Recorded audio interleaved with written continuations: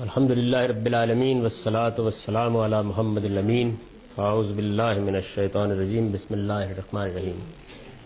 خواتین و حضرات، دین کا صحیح تصور میں ہم یہاں پہنچ گئے تھے کہ نبوت ختم ہو گئی اور خدا کی عدالت زمین سے اٹھا لی گئی. میں نے عرض کیا کہ قرآن مجید میں سورہ احزاب کی آیت 40 ہے جس میں اللہ تعالیٰ نے اس کا اعلان فرمایا ہے. سورہ احزاب کی اس آیت کا مطالعہ کرنے سے پہلے میں اس کا پس منظر آپ پر واضح کرنا چاہتا ہوں. اس پس منظر کی وضاحت اس لیے ضروری ہے کہ ہمارے ہاں عام طور پر لوگ یہ سمجھتے ہیں کہ یہ مسئلہ دور جدید میں مرزا غلام احمد صاحب قادیانی نے پیدا کیا، ورنہ امت مسلمہ میں یہ کوئی مسئلہ نہیں تھا، اور انہوں نے اپنی نبوت کا جیسا کچھ بھی اس کی تعبیرات کی جاتی ہیں اعلان کر دیا، اور اس سے ایک نئی تفریق امت میں پیدا ہوئی. میں چونکہ اس کے بالکل برخلاف یہ سمجھتا ہوں کہ یہ مسئلہ بہت پرانا ہے، اور اس مسئلے کی اساسات اصلاً تصوف میں ہے. یعنی ہم یہاں دو تعبیروں کو متقابل طریقے پہ زیر بحث لا رہے ہیں، ایک سید صاحب کی تعبیر اور ایک دین کی متصوفانہ تعبیر جسے جلیل القدر لوگوں نے اختیار کیا ہے. یہ مسئلہ اس میں کس طرح مختلف ادوار سے گزر رہا ہے اور اس میں کیسے اس کے بارے میں آراء قائم کی جا رہی ہیں، اس پر ایک نظر ڈال لیجئے تاکہ پھر سارے استدلال کو سمجھنے میں آسانی رہے. ابھی آپ نے یہ دیکھا کہ جب ہم نے نبوت کی تعریف کی تو یہ بیان کیا کہ نبوت یہ ہے کہ بنی آدم میں سے کوئی شخص آسمان سے وحی پا کر لوگوں کو حق بتائے اور اس کے ماننے والوں کو قیامت میں اچھے انجام کی خوشخبری دے اور نہ ماننے والوں کو برے انجام سے خبردار کرے. اس میں آخر میں تو نبی کا کام بیان کیا گیا ہے، لیکن اصل چیز جو اس کو اس منصب پر فائز کر دیتی ہے وہ یہ ہے کہ وہ آسمان سے وحی پاتا ہے اور لوگوں کو اس کی بنیاد پر حق بتاتا ہے. یعنی اس وقت میں بھی آپ کے سامنے اپنی دانست میں اپنے فہم کے مطابق یہ واضح کرنے کی کوشش کر رہا ہوں کہ حق کیا ہے، لیکن اس کے بارے میں حاشا مجھے یہ ادعا نہیں ہے کہ میں نے یہ کسی وحی سے یا الہام سے حاصل کیا ہے. میں یہ کہتا ہوں کہ میں نے اپنے حقیر علم کی حد تک اس کو قرآن کی اس آیت سے سمجھا ہے، رسالت محمد صلی اللہ علیہ وسلم کی اس بات سے سمجھا ہے. اس کے دلائل یہ ہے، اور مجھے ہو سکتا ہے کہ غلطی لگ گئی، ممکن ہے کہ میں بات ٹھیک نہ سمجھ سکا ہوں، اور ظاہر ہے کہ اس کے لیے بھی کوئی خصوصی منصب کی ضرورت نہیں ہے کہ کوئی آدمی میری اس بات کو چیلنج کرے یا اس پر تنقید کرے یا اس کی غلطی واضح کرے.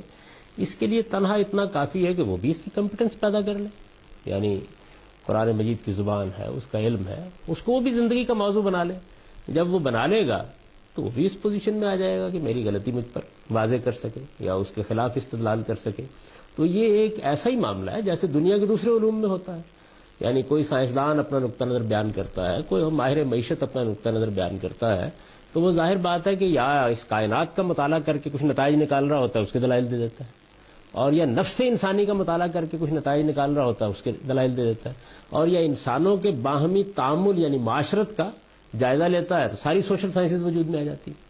یعنی جو چیز ہمارے سامنے موجود ہے وہ یہ تین ہی چیزیں ہیں. پورا عالم ہے، اس میں ہم بھی شامل ہیں، ہمارا اپنا نفس ہے، اور پھر ان نفوس کا باہمی تعامل ہے، ایک دوسرے سے ہم ملتے ملاتے ہیں، اس سے معیشت وجود میں آتی ہے، معاشرت وجود میں آتی ہے، سیاست وجود میں آتی ہے. تو ان چیزوں کا مطالعہ کیا جاتا ہے، مطالعہ کر کے حقائق کو ترتیب دیا جاتا ہے، اور اس سے مختلف علوم نیچرل سائنسز وجود میں آتی ہیں، سوشل سائنسز وجود میں آتی ہیں. یہ سارا جتنا عمل ہے ایسا ہی معاملہ مذہبیات میں ہوتا ہے. یعنی ہمارے پاس قرآن مجید ہے، ہمارے پاس پیغمبر صلی اللہ علیہ وسلم کے ارشادات ہیں، ہم ان کی بنیاد پر کوئی بات کہتے ہیں، اس کے علمی دلائل دے دیتے ہیں جیسے ایک سائنسدان دیتا ہے، اور ان دلائل میں ایسے ہی غلطی کا امکان ہوتا ہے جس طرح کے کسی دوسرے صاحب علم کی بات میں غلطی کا امکان ہو سکتا ہے. یہ ایک زندہ عمل ہے جو جاری رہتا ہے. جب ایک آدمی یہ کہتا ہے، مثلا میں یہاں بیٹھ کے آپ کو یہ کہوں کہ میں جو آپ کو بات بتا رہا ہوں اس کو میں نے براہ راست اللہ تعالیٰ سے جانا ہے، انی علی بینۃ من ربی، میں اپنے پروردگار کی طرف سے ایک بینہ پر ہوں، تو یہ اصل میں نبوت ہے۔ نبوت میں اور ہم فقیروں میں یہی فرق ہے کہ ایک آدمی اس بنیاد پر بات کر رہا ہے کہ میرے پاس یہ پیغمبر کی بات ہے، میں آپ کو بات سمجھا رہا ہوں، اور ایک آدمی یہ کہتا ہے کہ میں نے اس کو براہ راست وہاں سے اخذ کیا۔ اب صوفیہ کو یہ مسئلہ کیسے پیش آیا، اس کی چند چیزیں آپ دیکھیے۔ ہمارے ہاں یہ جو متصوفانہ تعبیر دین کی رائج ہونا شروع ہوئی ہے، تو اس میں بڑے لوگ پیدا ہوئے، میں ان کا کچھ مختصر تعارف آپ کو پیچھے کے مباحث میں کرا چکا ہوں، یعنی یہ بتا چکا ہوں کہ یہ معاملہ کس طریقے سے ہوا، متصوفانہ تعبیر کے مختلف ادوار کیا ہیں، اور اس میں پہلے مرحلے میں کون سے بزرگ تھے جنہوں نے کچھ چیزیں بیان کی بعد میں۔ اس میں میں نے یہ بھی واضح کر دیا تھا کہ جب ہم اس کا ذکر کرتے ہیں تو ہمارے لیے یہ قابل اعتنا اس لیے بنتا ہے، یعنی یہ تعبیر قابل اعتنا اس لیے نہیں بنتی کہ کوئی کاکو شاہ اور روڈے شاہ یہ بات بیان کر رہا ہے، اس لیے بنتی ہے کہ ہمارے جلیل القدر اہل علم نے اس تعبیر کو اختیار کیا ہے۔ تو اس میں سب سے پہلے جو بڑی غیر معمولی شخصیت ہے وہ امام غزالی ہے، حجت الاسلام ہے، ان کی کتاب احیاء العلوم ایک غیر معمولی چیز ہے، یعنی اس تعبیر کو وہ بیان کرتی ہے۔ انہوں نے اپنی حق تک پہنچنے کی سرگزشت لکھی ہے۔ آپ لوگوں میں سے اگر کسی کو کبھی موقع ملے تو اسے ضرور پڑھے، یعنی بڑی دل نواز کتاب ہے، المنقذ من الضلال۔ مدعا یہ ہے کہ میں گمراہی سے کیسے نکلا، مختصر سی کتاب ہے، وہ ان کی اصل میں تلاش حق کی سرگزشت ہے۔ تو اس سرگزشت میں وہ تجزیہ کر کے بتاتے ہیں کہ میں نے تعلیمیہ کے نقطہ نظر کا جائزہ لیا، امامیہ کے نقطہ نظر، جو ان کے زمانے میں مختلف گروہ تھے ان کا جائزہ لیا، اور پھر ایک بڑی تفصیلی گفتگو کرنے کے بعد وہ بڑے حکیم آدمی ہیں، انسانی نفسیات کا بڑا گہرا علم رکھنے والے لوگوں میں سے، اور جب وہ احیاء میں بھی کبھی انسان کے اندر مثال کے طور پر یہ بتانا شروع کریں گے نا تکبر کیا ہوتا ہے، تو آپ ان کا وہ باب کھول کر نہ پڑھیے، اس لیے کہ کچھ دیر کے بعد اپنے آپ سے شرم آنے لگ جاتی ہے، وہ تکبر کی ان سطحوں تک پہنچ جاتے ہیں جو ہم نے کبھی دیکھی نہیں ہوتی، یعنی وہاں تک پہنچ کے آپ کو بتائیں گے یہ کوئی بھی تکبر ہے، یعنی آدمی اس کا جو تجزیہ ہے وہ اس طرح نہیں کرتا، بعض اس کے رویے، بعض اس کی باتیں ایسی ہوتی ہیں کہ اسے شعور نہیں ہوتا اس بات کا، لیکن اس کے اندر اتر کر وہاں تک لے جائیں گے آپ کو کہ یہ دیکھیے یہاں ذرا ٹھہر کے غور فرمائیے، یہاں بھی آپ یہ کام کر رہے ہیں۔ تو ایسے حکیم آدمی ہیں۔ خیر انہوں نے وہ جائزہ لیا ہے، اس میں جائزہ لینے کے بعد وہ کہتے ہیں کہ پھر جب مجھے کہیں اطمینان نہیں ہوا، یعنی مجھے یہ احساس ہوا کہ ان میں سے کسی گروہ کے پاس بھی حق نہیں ہے یا حق کے اجزاء ہیں، اور وہ جو چیز اصل میں ملنی چاہیے وہ نہیں ملتی کسی سے، تو پھر میں صوفیہ کی گروہ کے پاس گیا، تو وہاں مجھ کو حقیقت ملی، پھر وہ کہتے ہیں میں مطمئن ہو گیا، اور اسی اطمینان پر انہوں نے پھر زندگی بسر کی ہے۔ اس کا ایک غیر معمولی اثر ان کی شخصیت پر بھی ہوا، وہ اس زمانے میں بڑی غیر معمولی حیثیت رکھتے تھے، اور ہماری ایک بڑی درسگاہ میں تعلیم و تدریس کی ذمہ داریاں انجام دیتا تھے۔ وہ وہاں سے پھر اپنے علاقے میں چلے گئے اور اپنے گاؤں ہی میں جا کر انہوں نے باقی زندگی گزاری، اور وزیر اعظم کے خطوط کے باوجود وہ تشریف نہیں لائے واپس۔ تو المنقذ من الضلال میں انہوں نے یہ سرگزشت بیان کی ہے، اور یہ بھی بتایا ہے کہ میں جب اس حد پر پہنچا تو اس سے مجھے کیا ملا۔ تو دیکھیے اس میں جو وہ بیان کرتے ہیں، یہ المنقذ من الضلال مختصر سی کتاب ہے، اس کا اقتباس ہے، من اول الطریقۃ تبتدی المکاشفات والمشاہدات حتی انہم فی یقظتہم یشاہدون الملائکہ وارواح الانبیاء ویسمعون منہم اصواتا ویقتبسون منہم فوائد۔ اس راہ کے مسافروں کو، یعنی جو لوگ تصوف میں آ جاتے ہیں، تو کیا ہوتا ہے، اس راہ کے مسافروں کو مکاشفات و مشاہدات کی نعمت ابتدائی میں حاصل ہو جاتی ہے، یعنی باطن کے حقائق کھلنے لگ جاتے ہیں، اللہ تعالیٰ کے ساتھ معاملہ ہونے لگ جاتا ہے، آدمی ملائے اعلیٰ کے حقائق کا مشاہدہ کرنے لگ جاتا ہے، یہ ہو جاتا ہے، رابطہ پیدا ہو جاتا ہے، یہاں تک انہم فی یقظتہم یشاہدون الملائکہ وارواح الانبیاء، یہاں تک کہ وہ بیداری کی حالت میں نبیوں کی ارواح اور فرشتوں کا مشاہدہ کرتے، ان کی آوازیں سنتے اور ان سے فائدے حاصل کرتے، یعنی یہ چیز جو ہے یہ حاصل ہو جاتی ہے ابتدائی میں. یہ ان کا بیان ہے. آگے انہوں نے پھر احیاء میں اور بھی اس کی بعض چیزوں کو بیان کیا. اب ذرا آپ سنتے چلے جائیے کہ معاملہ کہاں تک پہنچتا ہے. میں نے ابھی آپ سے عرض کیا کہ ہم جیسے فقیر لوگ تو یہی بیان کریں گے کہ بھئی یہ ایک دلیل ہے, اس کی بنیاد پر یہ بات سمجھی گئی ہے, صحیح بھی ہو سکتی ہے, غلط بھی ہو سکتی ہے. آپ تنقید کریں گے تو غلطی واضح ہو جائے گی, ہو سکتا ہے خود غور کریں تو غلطی واضح ہو جائے, روز واضح ہوتی ہے. تو یہ ایک اور نوعیت کا عمل ہے.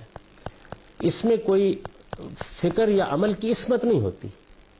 یعنی غلطی علم میں بھی ہوتی ہے ہم سے, عمل میں بھی ہوتی ہے, دونوں جگہ پہ ہوتی ہے.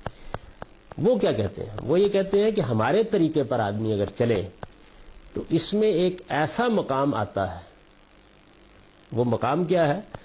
وہ مقام یہ ہے کہ ایسی جگہ پر آدمی پہنچ جاتا ہے کہ فہو وجیہ معصوم صاحب و ذوق حکیم. یہ بھی کوئی میں نے آپ سے عرض کیا کہ خانقاہ میں محض بیٹھے ہوئے صوفی کا کلام نہیں ہے. یہ جو عبارت میں آپ کے سامنے رکھ رہا ہوں یہ شاہ ولی اللہ کے خانوادے کے چشم و چراغ شاعر شہید کی کتاب ابقات کا اقتباس ہے. گویا ان کے زمانے تک بہت بڑے آدمی, یہ تقویۃ الایمان کے مصنف بھی ہیں, صراط مستقیم کے مصنف بھی ہیں, منصب امامت کے مصنف بھی ہیں, اور یہ ابقات ان کی خاص تصوف کے فن میں ایک شہپارہ سمجھی جاتی ہے. بائبل ہے ایک طرح سے اس کی, بالکل انہوں نے خلاصہ کر دیا ہے اپنے زمانے تک کے سارے علم کا, اور ایک مشکل کتاب ہے. یعنی جس طرح کسی مجلس میں اگر بیان کر کے میں نے کشاف پڑھی ہے تو لوگوں کی حالت خراب ہو جاتی ہے, وہی معاملہ ابقات کا بھی ہے, اس طرح کی ہے. تو وہ کہتے ہیں کہ یہ جو ہستی ہے ہمارے ہاں, یعنی ہمارے ہاں صوفیہ کو یہ جو چنانچہ یہ ہستی صاحب وجاہت معصوم صاحب ذوق اور صاحب حکمت ہوتی ہے. جب پھر یہ تو ہے نا چند الفاظ ہیں جن کی کچھ بھی توجیہ ہو سکتی ہے. آگے چلیے. اللہ تعالیٰ کیا کرتے ہیں؟ کہتے ہیں کہ چونکہ اب اس جگہ پر اس کو لانا ہے تو اللہ تعالیٰ یہ کرتے ہیں کہ یلقی علیہ علوما نافعۃ فی قیامہ بمنصبہ فہذا الالقاء یسمى تفہیما. پھر اللہ تعالیٰ اس کی تربیت کے پیش نظر اس پر وہ علوم القاء فرماتے ہیں. یعنی اس کو وہ علوم آسمان سے حاصل ہوتے ہیں جو اس کے منصب کی ذمہ داریوں کو پورا کرنے میں اس کے لیے نافع ہوتے ہیں. یعنی ایک ذمہ داری ہے نا اس کی, لوگوں کو حق بتانا, تو اس منصب کی ذمہ داریوں کو پورا کرنے کے لیے وہ علوم آسمان سے اس کو ملتے ہیں جو نافع ہوتے ہیں. اس القاء کو تفہیم بھی کہتے ہیں. یہ انہوں نے ایک اصطلاح بنائی ہے کہ اس کو اصل میں مسئلہ کیا ہے؟ مسئلہ یہ ہے کہ القاء کو اگر وہی کہہ دیا جائے یعنی مسئلہ پیدا ہو جائے گا نا, تو انہوں نے اس کا نام رکھا ہے تفہیم. پھر کہتے ہیں پھر اس کی عصمت اور اس کی روح کی بیداری کا ایک تقاضا یہ بھی ہے کہ اس نے جو کچھ غیب سے پایا ہے, آپ فرمائیں گے کہ ٹھیک ہے کوئی قرآن کی بات بھی ہو گئی, کوئی اللہ تعالیٰ کی, یعنی یہ کوئی عالم بھی کہہ سکتا ہے کہ اللہ نے مجھ پر یہ بات کھولی ہے. اس کا مطلب یہ ہوتا ہے کہ میں نے جدوجہد کی تو مجھ پر یہ بات واضح ہو گئی ہے. اس کے معنی یہ, آپ اس معنی میں ہو سکتا ہے کہ اس عبارت کو لیں, اسی گنجائش نہیں چھوڑتے, بتاتے ہیں کہ ہم کس معنی میں کہہ رہے ہیں یہ بات. وہ کہتے ہیں کہ پھر اس کی عصمت, پہلی بات یہ کہ معصوم ہے, غلطی نہیں ہو سکتی. پھر اس کی عصمت اور اس کی روح کی بیداری کا ایک تقاضا یہ بھی ہوتا ہے کہ اللہ یختلط بعلومہ شیء مغایر لما تلقاہ من الغیب, کہ اس نے جو کچھ غیب سے پایا ہے اس میں اس کے سوا کسی دوسری چیز کی آمیزش نہ ہو. یعنی جیسے پیغمبر کی وحی کی قرآن میں آپ دیکھیں حفاظت کی جاتی ہے, اللہ تعالیٰ کہتے ہیں کہ ہم دائیں بائیں فرشتے مقرر کر دیتے ہیں, یعنی کوئی شیطان در اندازی نہیں کر سکتا. روح الامین اس کو لیتے ہیں. قرآن مجید کی آخری صورتوں میں یہ بہت ذکر آیا ہے. جب قریش نے کہا ہے نا کہ یہ تو شیطان کا الہام ہے, تو اللہ تعالیٰ نے بتایا کہ یہ تو اصل میں لوح محفوظ میں ہوتا ہے, وہاں ایک پہرے لگے ہوئے ہوتے ہیں, وہاں سے فرشتے لے کے آتے ہیں, اور اس زمانے میں شیاطین جن کے لیے اوپر جانے کے دروازے بند کر دیے جاتے ہیں. اگر کوئی اوپر جاتا ہے تو قرآن مجید کے نزول کے زمانے میں اس پر شہاب ثاقب کی بارش ہو رہی ہوتی ہے, اور پھر اس طریقے سے وہ لے کے آتے ہیں. اور جب پیغمبر ان کو پہنچا رہا ہوتا ہے تو اس میں بھی دیکھیں سورہ جن کے آخر میں ہے کہ پھر ہم چاروں طرف پہرا مقرر کر دیتے ہیں, یہ دیکھنے کے لیے کہ بات ٹھیک پہنچ رہی ہے. یعنی یہ غیر معمولی اہتمام جو ہے وہ ہوتا ہے. تو یہ کہتے ہیں کہ بالکل یہی صورت ہمارے ساتھ بھی ہو جاتی ہے. وَلِذَالِكَ كَانَتِ الْحِكْمَةُ كُلُّهَا حَقًّا لَا يَأْتِهِ الْبَاطِلُ مِنْ بَيْنِ يَدَيْهِ وَلَا مِنْ خَلْفِهِ. یہ واضح رہنا چاہیے کہ یہ جو لا یاتی الباطل من بین یدیہ ولا من خلفہ, یہ قرآن نے اپنے بارے میں کہا ہے, یہ قرآن کی آیت کا حصہ ہے.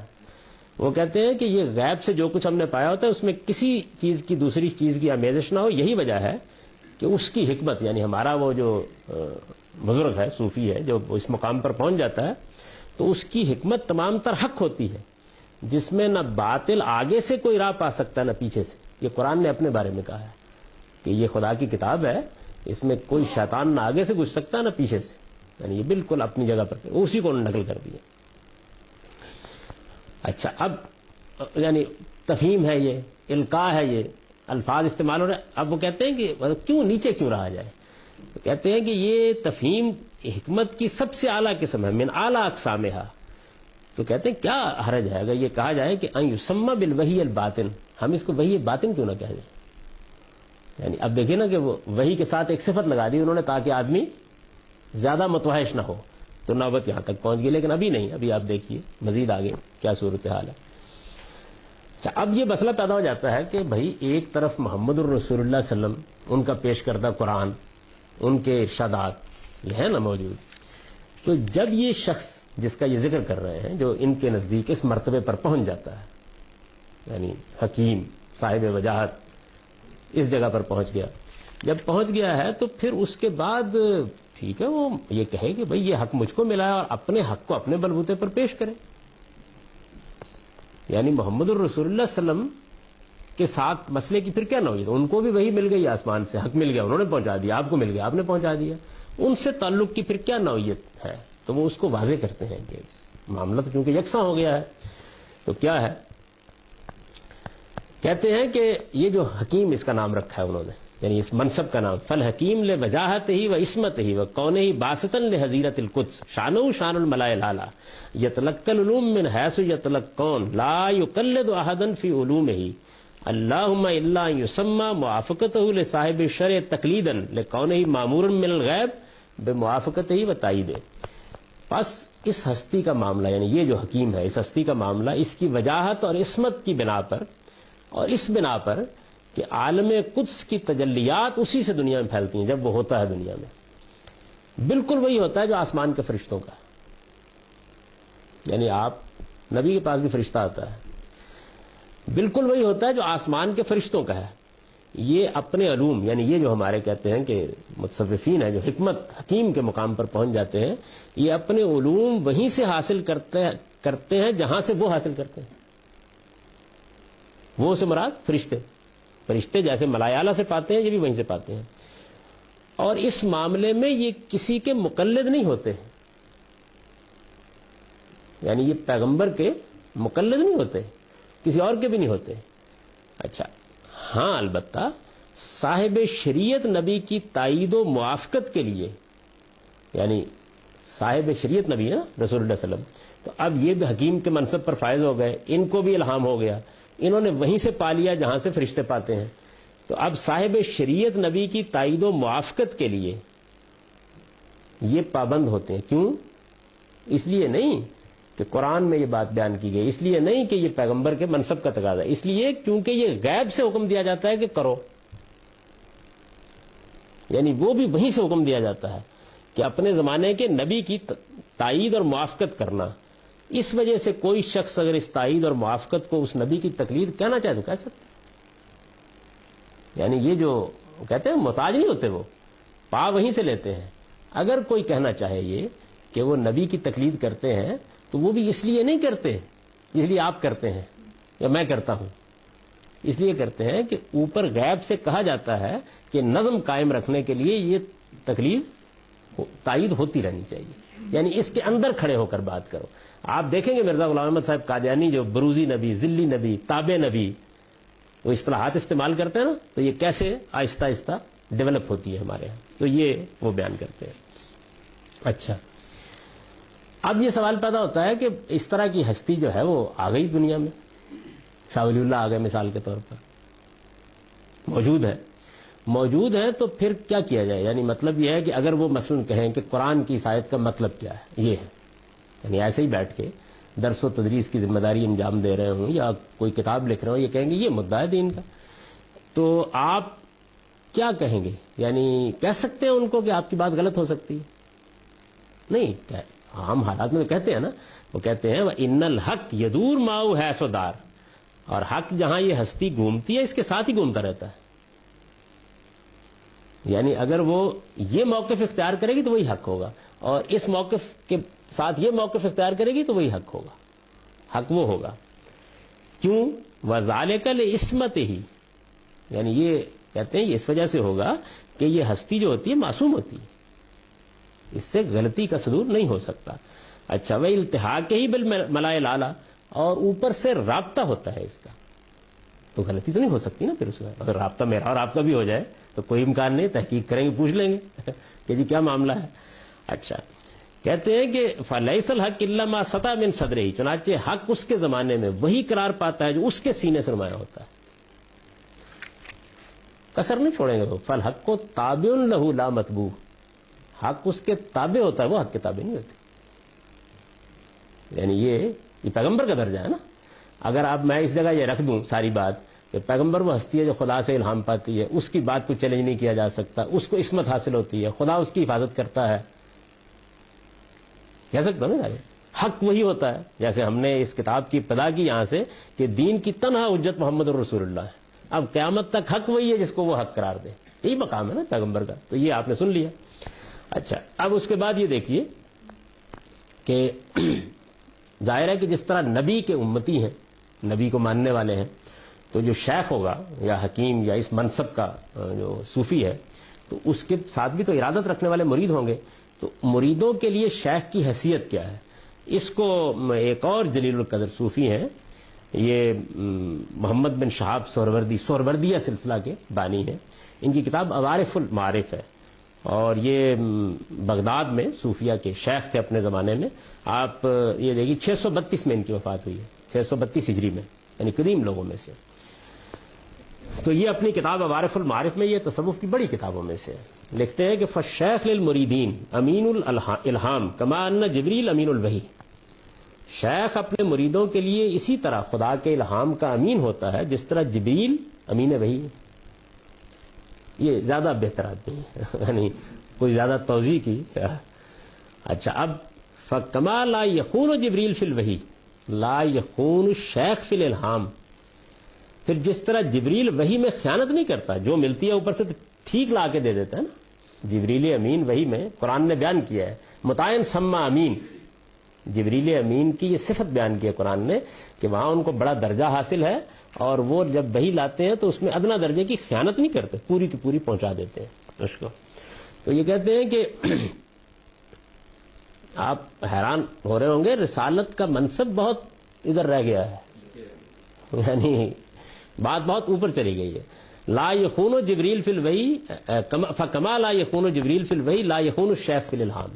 جس طرح جبریل وحی میں کوئی خیانت نہیں کرتے، اسی طرح شیخ الہام میں خیانت نہیں کرتے. وکما، ذرا دل تھام کے سنیے، وکما ان رسول اللہ صلی اللہ علیہ وسلم لا ینطق عن الہوا. قرآن میں حضور کے بارے میں سورہ نجم میں کہا گیا نا لا ینطق عن الہوا، اپنی خواہش نفس سے نہیں بولتے. یہ قرآن وہی ہے، ان ہوا الا وحی یوحی. کہتے ہیں جس طرح نبی صلی اللہ علیہ وسلم اپنے نفس کی خواہش سے کوئی چیز پیش نہیں کرتے، فالشیخ مقتدن برسول اللہ صلی اللہ علیہ وسلم ظاہراً و باطناً. اسی طرح شیخ بھی اب یہ دیکھیں محتاط الفاظ، اسی طرح شیخ بھی باطن و ظاہر میں حضوری کی پیروی کرتا ہے، وہ بھی اپنے نفس کی خواہش سے نہیں بولتا. لا یتکلم بہوی النفس. تو بھئی اب کوئی یعنی کس مقام پر پہنچ گئے ہیں آپ حضرات. یہ اب آپ کہتے ہیں جی کہ رسالت میں آپ صلی اللہ علیہ وسلم کو اللہ تعالیٰ نے یہ اطمینان دلانے کے لیے، یہ پیغمبر نے ظاہر ہے کہ اس جگہ کھڑے ہو کے بات کرنی ہے کہ میں آسمان سے وہی پا کر بول رہا ہوں، تو اللہ تعالیٰ نے ان کو کچھ مشاہدات کروائے. قرآن میں اس کا ذکر آتا ہے، اور ملائے اعلیٰ کو کھولا ان کے اوپر، اور اللہ تعالیٰ نے ان کو وہ رویا دکھائی جس کے ذریعے سے گویا پورے ملکوت کا مشاہدہ ان کو کرایا ہے نا. یہ آتا ہے. تو اس کے بارے میں اب قوت القلوب بھی تصوف کی بڑی کتابوں میں سے ہے. باید بستامی تصوف کے بڑے شیوخ میں سے ہیں، اور صاحب قوت القلوب جو ہے وہ یعنی ایک ماخذ کی حیثیت رکھتے ہیں اس علم میں. تو انہوں نے باید بستامی کے بارے میں بیان، ایک اپنے بڑے یعنی اسی منصب کے حامل بڑے آدمی کے بارے میں بیان کیا ہے کہ ان کو اللہ تعالیٰ نے یہ اعتماد بخشنے کے لیے کیا کرایا. وہ کہتے ہیں کہ ادخلنی فی الفلک الاسفل. اللہ تعالیٰ نے اٹھایا یہاں سے اور مجھے وہ فلک اسفل میں لے گئے. نیچے والے آسمان میں لے گئے اور پھر انہوں نے مجھے نیچے والے سارے ملکوت کی سیر کرائی.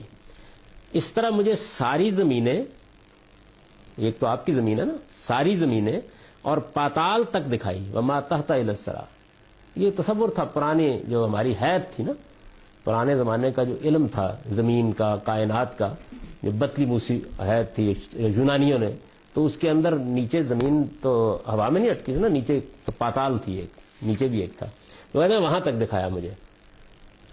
اچھا، پھر اس کے بعد پھر مجھے اوپر کے آسمان میں لے گئے.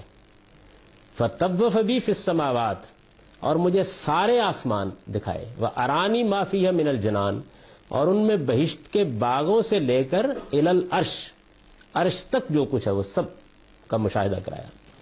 ثم اوقفنی بین یدی، اس کے بعد مجھے اپنے سامنے کھڑا کیا اللہ تعالیٰ نے. فقال لی، اور اس آخری مقام پر کھڑا کر کے کہا کہ مانگو جو کچھ مانگتے ہو. اور مانگو جو کچھ مانگتے ہو کی حد کیا ہے؟ رأیت حتی اہبہ لک، جو کچھ تم نے دیکھا ہے سیر کرانے میں، اس میں سے جو لینا لے لو. یعنی خدا کا شکر ہے کہ ہم بچ گئے اس میں نہیں دیا ہوگا اللہ تعالیٰ نے. تو یہ جناب یعنی آپ اب دیکھیے کہ نبوت کیا چیز ہے.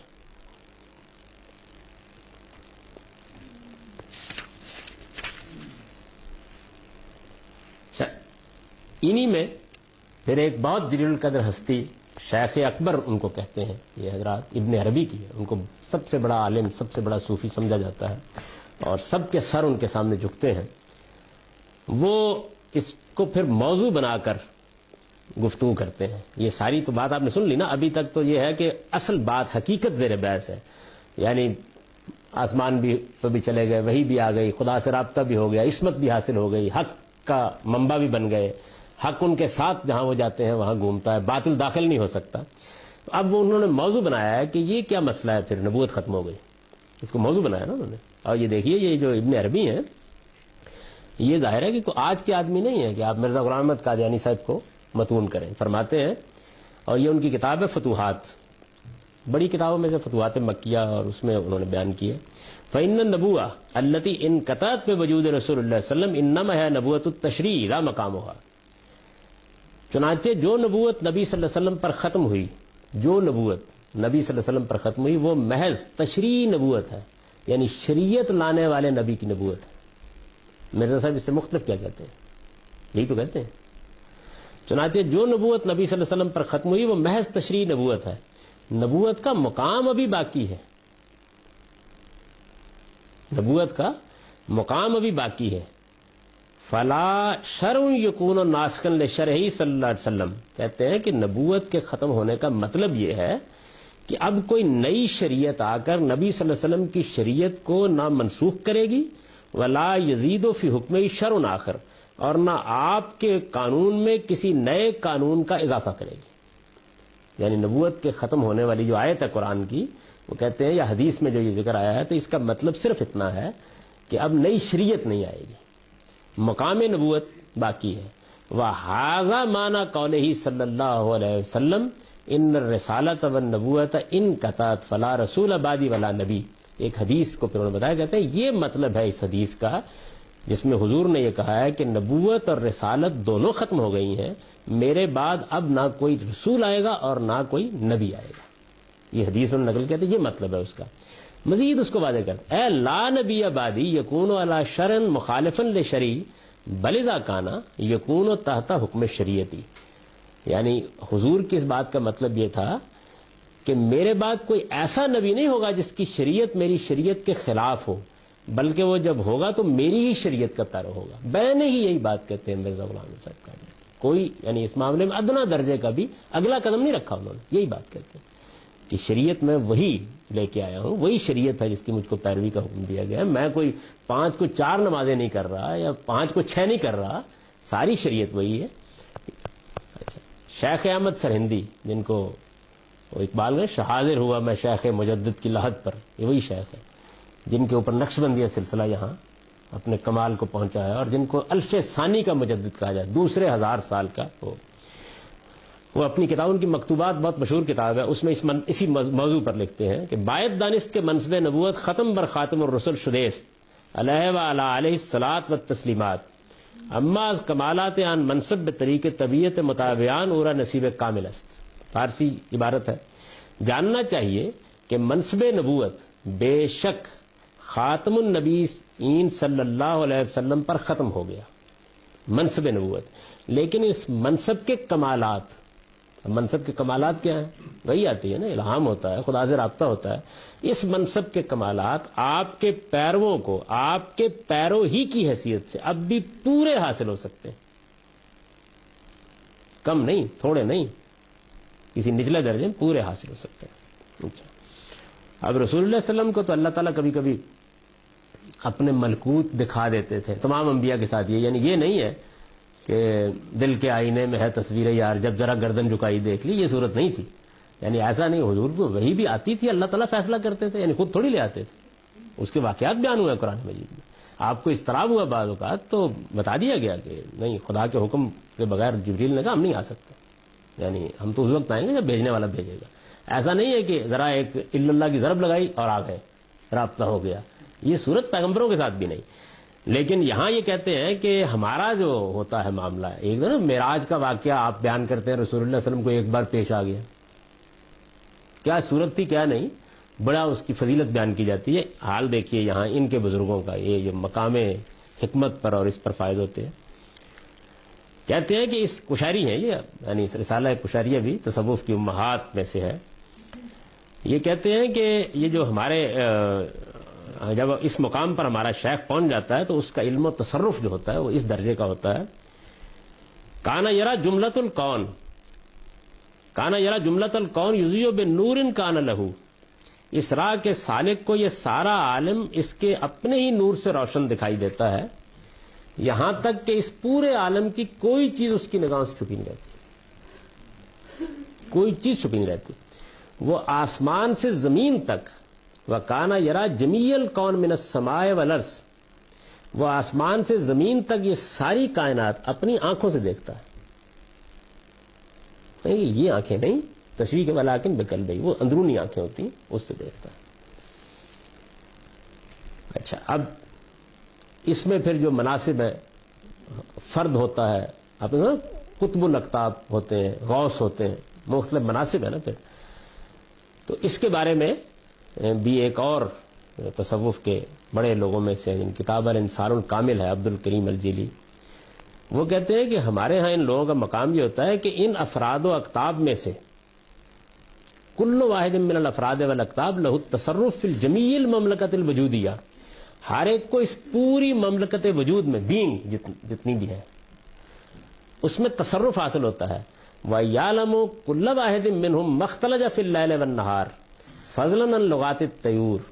پرندوں کی بولیاں تو کیا، رات اور دن میں جو کھٹکا بھی ہوتا ہے وہ اس سے بھی واقف ہوتے ہیں.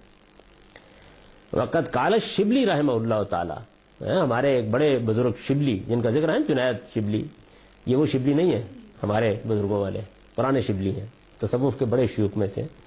کہتے ہیں کہ انہوں نے ایک مرتبہ جب وہ جوش میں آئے اور انہوں نے اپنا مقام بیان کیا تو انہوں نے کہا کہ عربی کا جملہ بہت خوبصورت ہے، لو دبت نملۃ سودا علی صخرۃ سما فی لیلۃ ظلماء ولم اسمع لقلت انی مخدوع و ممکور بی.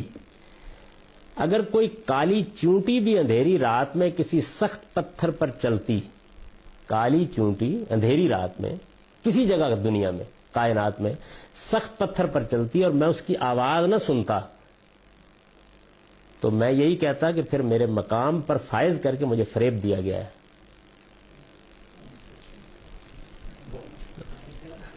بات ہے نا بھائی، آپ حضرات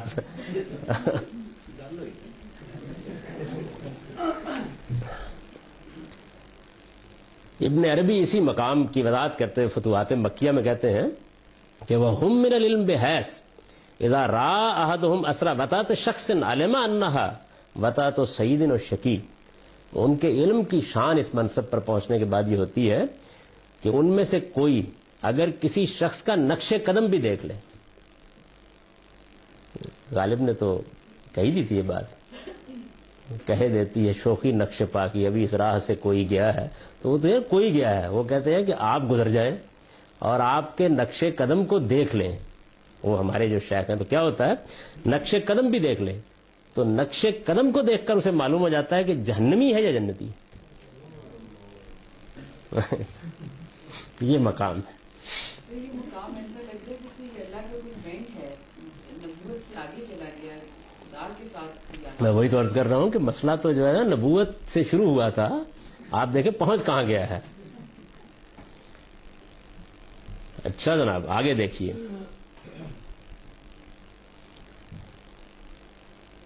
ابن عربی اپنی کتاب مواقع النجوم میں کہتے ہیں من الصوفیت من لا یزال عاکفا اللہ، کہ ہمارے صوفیوں میں سے تو ایسے بھی ہوتے ہیں کہ جن کی نگاہیں ہمہ وقت 24 گھنٹے لوح محفوظ پر ہوتی ہیں. آپ پوچھیں بتا دیں گے، یہ لکھا ہوا ہے ہمہ وقت.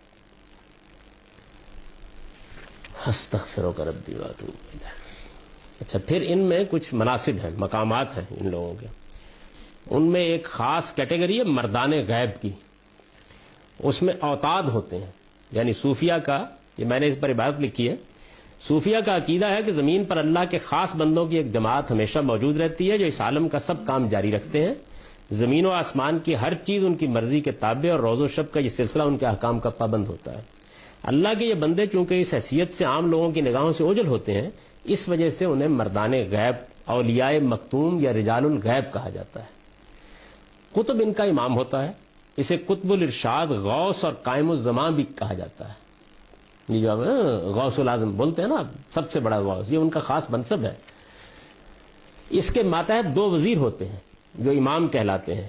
ان کے بعد اوتاد کا منصب ہے جو بعض کے نزدیک 4 اور بعض کے نزدیک 7 ہے. ابن عربی کا بیان ہے کہ ان میں سے ایک کے ساتھ جس کا نام ابن جادون تھا، شہر فاس میں ان کی ملاقات ہوئی تھی. خود ابن عربی کا دعویٰ ہے کہ وہ قطب کے مقام پر فائز تھے. ہندوستان کے صوفیہ میں سے شیخ احمد سرہندی بھی دعویٰ کرتے ہیں کہ رسول اللہ صلی اللہ علیہ وسلم کی طرف سے انہیں قطب الارشاد کا خلعت عطا ہوا. ابن عربی کے نزدیک سب سے آخری درجہ ختم کا ہے، جس پر اولیاء امت کے یہ سب مناصب ختم ہو جاتے ہیں. وہ اپنے لیے اس منصب کا دعویٰ کرتے ہیں. ابدال، نقبار، نجبا وغیرہ کے مناصب ان کے نیچے ہیں.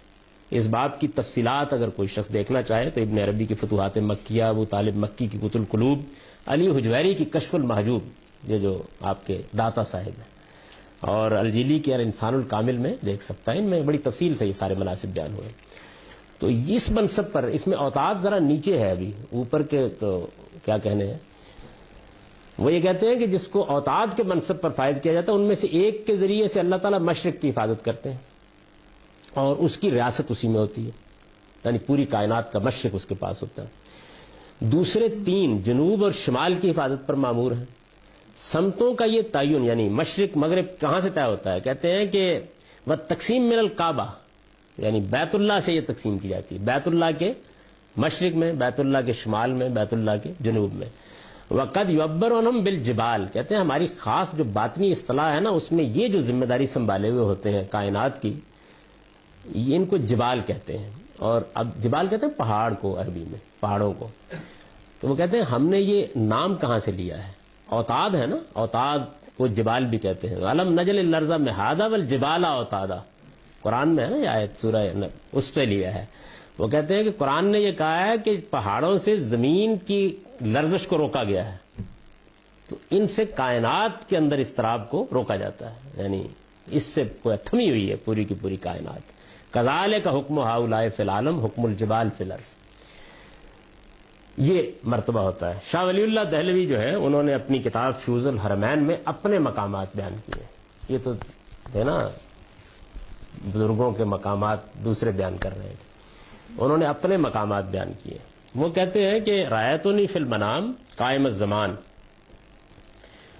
میں نے خواب میں یہ دیکھا کہ مجھے قائم الزمان کے منصب پر فائز کیا گیا. یعنی یہ ایک نئی اصطلاح انہوں نے اختیار کی، قائم الزمان کا منصب مجھے دیا گیا. اب سوال پیدا ہوا کہ قائم الزمان کا مطلب کیا ہے. وہ کہتے ہیں آنی بذالک ان اللہ اذا اراد شیئا من نظام الخیر جعلنی کالجارحہ لاتمام مرادہ. اس سے میری مراد یہ ہے کہ جب اللہ تعالیٰ اپنے نظام خیر میں کسی چیز کا ارادہ کریں گے تو اپنے مقصد کو پورا کرنے کے لیے اعلی کار مجھے بنائیں گے. یعنی اگر مثال کے طور پر انیس صاحب کو لڑکا دینا ہے تو یہ کام اللہ تعالیٰ براہ راست نہیں کریں گے، شاہ ولی اللہ سے کہیں گے دیا ہو جا کے. نہیں مطلب میں کو مذاق نہیں کر رہا ہوں، کیا یہی کہا ہے انہوں نے اپنے نظام خیر میں کسی چیز کا. آپ کا مطلب میں انیسا سے مذاق کر رہا ہوں.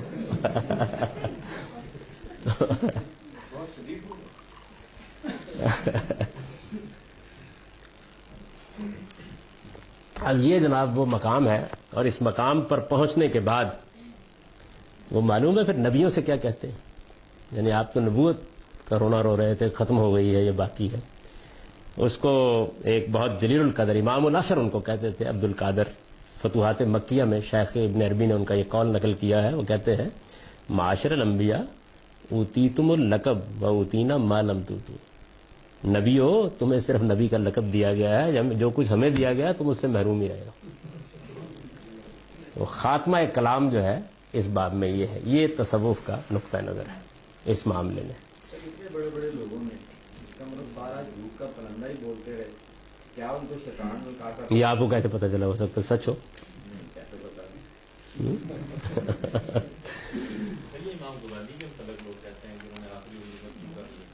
جی کہاں ہے وہ رجوع؟ ان سے کہیے گا دکھائیں.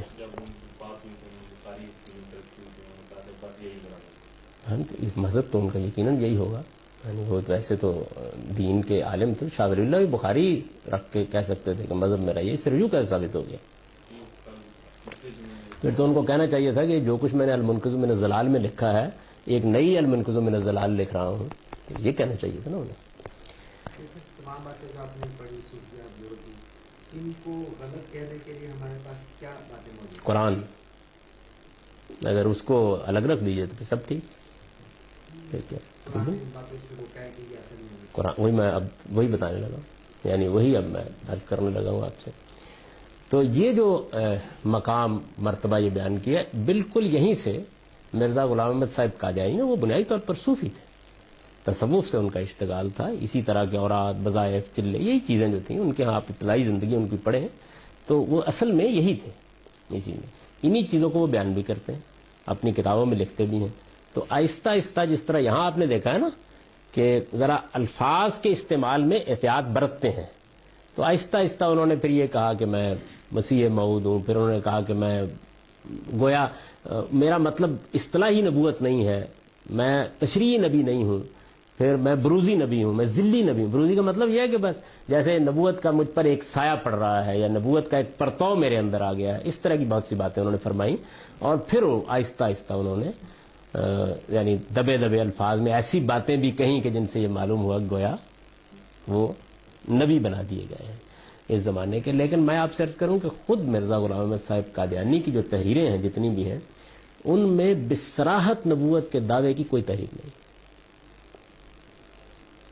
یعنی اسی طرح کی باتیں ہیں. یہ اصل میں اسی وجہ سے جیسے ہی وہ دنیا سے رخصت ہوئے تو خود ان کے یہ باتیں ایسی تھیں. یعنی ان کی آپ براہین احمدیہ جو ہے وہ پڑھی ہوئی ہماری لائبریری میں، ساری جلدیں اس کی اور سب ان کی جتنے بھی ہیں، روحانی خزائن کے نام سے وہ سب چھپی ہوئی ہیں. ان کو آپ پڑھیں جب تو آپ کو یہ معلوم ہوا کہ ایسی باتیں ہیں.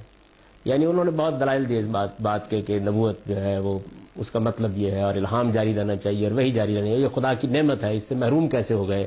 بنی اسرائیل میں تو سب لوگوں کو ہوتا تھا، محمد الرسول اللہ کی امت کیوں محروم کر دی گئی؟ اس طرح کے عقلی دلائل انہوں نے دیے. پھر الہام، وہی، یعنی خدا سے رابطہ، اس کو اسی طرح کی تعبیروں میں بیان کیا انہوں نے، تمام صوفیانہ تعبیرات میں، اور زندگی بھر کرتے رہے. اور پھر کسی موقع پر نبی کا لفظ استعمال کیا تو انہوں نے کہا کہ میرا مطلب یہ ہے، میرا مطلب یہ بیان کرتے ہیں، میری مراد یہ ہے، میرا مطلب یہ ہے. تو یہ وہ بیان ختم نبوت کو بھی انہوں نے کہا کہ میں اس کا قائل ہوں لیکن میرا مطلب یہ ہے، حضور کی ختم نبوت سے مراد یہ ہے. یعنی یہ وہ اپنے زمانے میں بیان کرتے ہیں. اور میں یہ سمجھتا ہوں کہ یہ تحریریں جتنی واضح ہیں اس کے مقابلے میں ان کی اتنی واضح نہیں ہیں. تو یہی وجہ ہے کہ ان کے دنیا سے رخصت ہونے کے بعد یعنی دو گروہ ہو گئے. اور ان کے جو قدیم ترین صحابہ تھے ان کی اصطلاح کے مطابق انہوں نے تو یہ کہا کہ ایسا نہیں تھا، وہ مجدد تھے. یہ جو لاہوری جماعت ہے وہ اسی تعبیر پر وجود میں آئی. اور مرزا بشیر الدین صاحب محمود جو ان کے فرزند تھے انہوں نے اصل میں اس کو زیادہ سری کیا اور یہ کہا کہ نہیں یہ باقاعدہ، یعنی ورنہ معاملہ ٹھیک ہو جاتا، اتنا ہی رہتا جتنا صوفیوں کا ہے. انہوں نے اس کو پھر اس منتہائے کمال تک پہنچا دیا جہاں پہ توضیح کی ضرورت نہ رہی. پھر وہ تو اپنی ہی نبوت کی بات کرتے تھے، بعد میں پھر جب بحثہ بحثی ہوئی، مناظرے ہوئے، تو پھر یہ ہوگا کہ نہیں، نبوت کا دروازہ چوپٹ کھلا ہوا ہے، کل اور بھی آ جائیں گے. یعنی معاملہ پھر ذرا مزید آگے بڑھ گیا. آپ نے تردید تو بشیر الدین محمود ہوئی، کہنا تو یہی چاہیے. یعنی یہ صورتحال جو ہے یہ رہی. ان کے جو ابتدائی لوگ ہیں، یہ جو لاہوری جماعت کے جتنے لوگ ہیں، وہ ان کے بڑے اکابر ہیں، معمولی لوگ نہیں ہیں. اور پہلا خلافت کا جو جہاں تک ان کے پہلے خلیفہ کا تعلق ہے حکیم نور الدین صاحب، تو ان کے معاملے میں تو کوئی زیادہ اختلاف نہیں پیدا ہوا، لیکن ان کے بعد جب خلافت کا معاملہ ہوا تو یہ بحث ساری سامنے آ گئی اس کے نتیجے میں. حکیم نور الدین صاحب کے زمانے میں بھی صورتحال یہ نہیں تھی اس طرح کی. یعنی صورتحال ایسی تھی جیسے میں نے آپ کو سنائی ہے جس طرح کی، اور زیادہ سے زیادہ جو بات وہ کہتے تھے وہ اسی طرح کی بات تھی جیسے ابن عربی نے کہہ دی. یعنی دیانتداری کے ساتھ، اگر آپ الزام لگانے کے لیے نہ کریں. یہاں ایسے لوگ موجود ہیں، یعنی مجھے ابھی تک اس کی حسرت ہے کہ وہ واضح عبارت کون سی ہے جو دکھائی جائے. آپ دیکھیے کہ اس میں الیاس برنی کی کتاب سب سے اعلیٰ کتاب ہے مرزا صاحب کے پورے، اس میں قادیانی مذہب پوری پڑھ جائیے. اچھا، پھر اس کے بعد ہمارے اپنے زمانے میں مولانا ابو الحسن علی ندوی جیسے جلیل القدر عالم نے قادیانیت کے نام سے کتاب لکھی ہے، اس میں بھی آپ پوری کی پوری پڑھ جائیے. یعنی وہ عبارتیں اس سے زیادہ تعویل کو قبول کر لیتی ہیں جیسے میں نے صوفیہ کی پڑھی، جو ان کی عبارتیں. اس طرح کا واضح معاملہ جو ہے وہ نہیں ہے جیسا کہ سمجھا جاتا ہے، وہ زیادہ تر بشیر الدین محمود صاحب کے ہوگا. آپ اس سے اس کی نفی کرنا چاہیں تو مجھے خوشی ہوگی، کیونکہ آپ کا تو یہ خاص موضوع رہا ہے.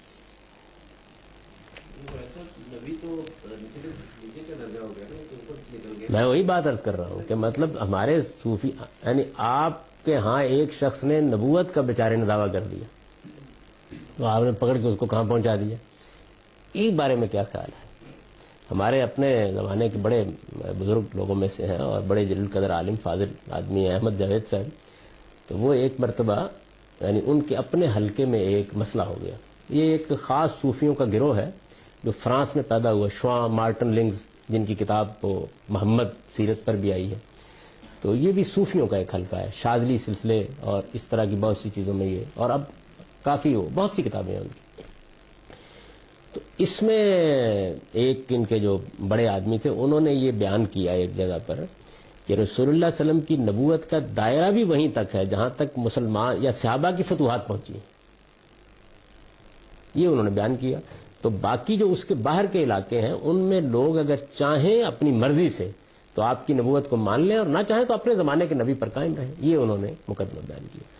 تو اس پر انہوں نے کہا کہ یہ تو بالکل کفر ہے، ان لوگوں سے برات ظاہر کرنی چاہیے. احمد جاوید صاحب نے تو میرے پاس تشریف لائے یہ مقدمہ لے کے اپنے ہی ایک، کیونکہ ان سے میری بھی بہت دوستی تھی دونوں بزرگوں سے. تو انہوں نے یہ بیان کیا. تو میں نے کہا کہ یہ ٹھیک ہے، لیکن یہ کہ آپ تو صوفی آدمی ہیں، تو یہ بیچارے جن کا یہ آپ مقدمہ بیان کر رہے ہیں، یہ تنہا اگر تو مجرم قرار دینا ہے تو میں اس سے برات ظاہر کرتا ہوں، اور اگر سب کو قرار دینا ہے تو پھر یہ سب کو قرار دے دیں. یعنی ایک ہی وقت میں فیصلہ کیا جائے نا. ان کے بارے میں تو آپ کچھ فرمانے کے لیے تیار نہیں ہے، لیکن یہ کہ وہ موجودہ زمانے کا بیچارہ ایک آدمی کچھ کہہ بیٹھا ہے، سب کو ایک ہی لاٹھی سے ہانکیے. یعنی اگر نبوت کا منصب یا اس کے کمالات کا دعویٰ کرنا یہ ایک جرم ہے تو پھر یہ جرم وہ ہے کہ در شہر شما نیز کنند. یہ کوئی ایک نہیں ہے جس نے کیا ہے، تصوف کی پوری تعبیر اسی پر کھڑی ہے، سب یہ بیان کرتے ہیں. البتہ یہ ہے کہ احتیاط ذرا زیادہ ہے، اور میرا کہنا یہ ہے کہ مرزا صاحب نے بھی کچھ زیادہ بے احتیاطی نہیں برتی تھی.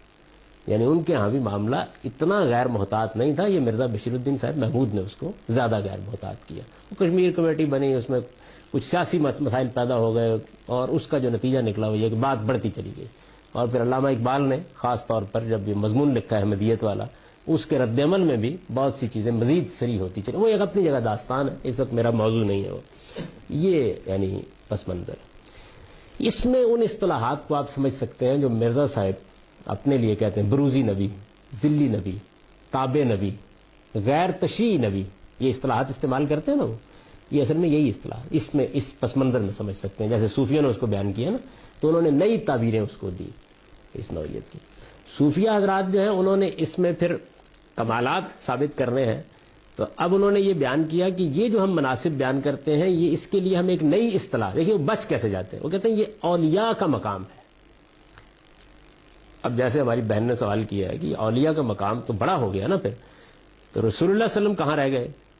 تو وہ یہ کہتے ہیں کہ اصل میں رسول اللہ صلی اللہ علیہ وسلم کا ایک حیثیت تو نبی کی تھی، ایک ولی کی تھی. تو ولی والی حیثیت میں وہ ادھر ہی، اور نبی والی حیثیت میں تم لوگ جیسے کہ ان کو دیکھ رہے ہو وہ ہو گیا. لیکن ابن عربی نے یہ پردہ بھی اٹھا دیا، انہوں نے کہا کہ نبوت ان پر ختم ہوگی، ولایت مجھ پر ختم ہوگی. وہ اپنے آپ کو ختم کہتے ہیں، یہ میں نے ابھی ان کا اقتباس آپ کو سنایا. وہ کہتے ہیں کہ نبوت ان پر ختم ہوئی، ولایت مجھ پر ختم ہو گئی. یعنی آخر ختم تو کسی نہ کسی پر ہونا ہی ہے.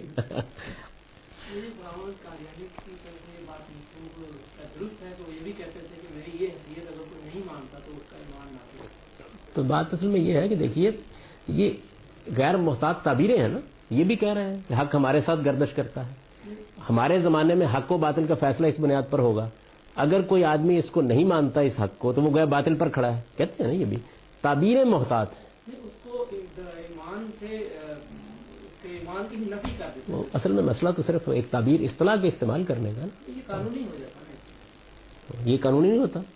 لا یاتی الباطل من بین یدیہ ولا من خلفہ، اسے قانونی نہیں ہوتا. تو بات وہی ہوئی نا بھائی کہ بات یہ ہے کہ غلط تعبیر میں بے احتیاطی ہو گئی. یعنی آپ کے نزدیک اگر مسئلہ ذرا قانونی زبان میں بیان ہو جائے تو پھر قابل گرفت ہو جاتا ہے. مسئلے کو حقیقت میں دیکھنا چاہیے. مرزا صاحب نے ایسی کوئی بات اگر کہی کسی موقع کے اوپر تو پھر اس کی بھی توضیح کر دی کہ اس سے مراد کیا ہے. مثلا جب ان سے یہ پوچھا گیا کہ موجودہ مسلمانوں کے بارے میں آپ کی کیا رائے ہے، تو دیکھیے انہوں نے کیا جوابات دیے.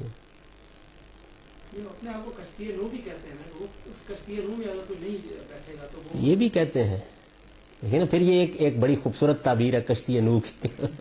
یعنی تعبیریں ہی ہیں نا بھائی. تو میرا کہنے کا مطلب یہ ہے کہ یہ تعبیرات ہیں جن تعبیرات میں کہیں تھوڑی سی یہ جو کچھ میں نے آپ کو پڑھ کر سنایا ہے، یعنی یہ کوئی غیر محتاط چیزیں نہیں ہیں آپ کے خیال میں. بہت غیر محتاط، لیکن ان کی جو تعبیر ہے اس میں ایک فرق ہے کہ انہوں نے قانونی طور پر وہ ٹھیک ہے تو اس کے، میں وہی تو کہہ رہا ہوں کہ جب ابن عربی نے یہ کہا کہ تشریع نبوت ختم ہوئی ہے تو یہ قانونی بیان نہیں ہے. یہ الفاظ کی حد تک تو یہ ہے، لیکن وہ اس پر یہ نہیں کہتے کہ یہ آدمی جو مجھ پر یہ اس درجے میں ایمان نہیں لائے گا وہ دائرہ ایمان سے خارج ہے. یہ کسی صوفی میں اس طریقے یہ جو دائرہ ایمان سے خارج ہو جائے گا کہ الفاظ ہیں ان کی، یہ بتائیے کہ خود مرزا صاحب نے کیا توجیہ کی. وہ اگر نہیں مانتا تو وہ مسلمان ہی نہیں ہے، وہ جہنمی ہے. یہ بتائیے ان کے الفاظ میں، بتائیے وہ الفاظ نکالیے اور بتائیے. بڑی خوبصورت توجیہ کی ہے انہوں. بتائیے. یہ بھی آپ نے یہ سارے بہت بڑے بڑے عالم تھے، قرآن ظاہر ہے ان کا مین موضوع بھی رہا. مرزا صاحب بھی بہت بڑے عالم تھے، اپنے زمانے میں بڑے مناظر کی حیثیت رکھتے تھے. ان کے بارے میں مولانا ابوالکلام آزاد نے بڑے غیر معمولی الفاظ لکھے ہیں جب ان کی وفات ہوئی ہے. وکیل اخبار کے اس زمانے وہ ایڈیٹر تھے مولانا ابوالکلام آزاد. معمولی آدمی نہیں تھے مولانا ابوالکلام آزاد. انہوں نے بڑی ان کی مدح اور تعریف کی، اور بہت سے. علامہ اقبال بڑے ان کے معتقد رہے ایک زمانے میں. عالم تھے، وہی بڑے عالم تھے. یعنی قرآن سے اس کو ثابت بھی کیا کہ یہ اتنا بڑا ایک ٹاپک ہے کہ نبی جیسا ایک شخصیت ہے جس کو اولیاء کا نام دیا جا رہا ہے یا اس سے بھی بڑھا کے پیش کیا جا رہا ہے. قرآن سے انہوں نے اس کی کوئی آگے سے تفصیل نہیں بیان کی کہ اس کا بھی ایک نام ہونا چاہیے قرآن میں مینشن، کہ وہ یہ ہے. وہ بتاتے ہیں، وہ کہتے ہیں اولیاء اللہ جو ہیں وہ ہوتے ہیں وہ. ابھی تو انہوں نے قرآن مجید سے اوتاد کا نام بھی نکال کے دکھا دیا، جبال کا نام بھی نکال کے دکھا دیا. قرآن مجید سے نکال تو دیا انہوں نے، یعنی قرآن مجید سے ایسے ہی نکالتے. وقت ہو گیا جی.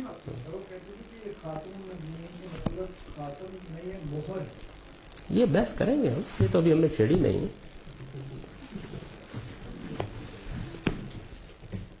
اقول قولی ھذا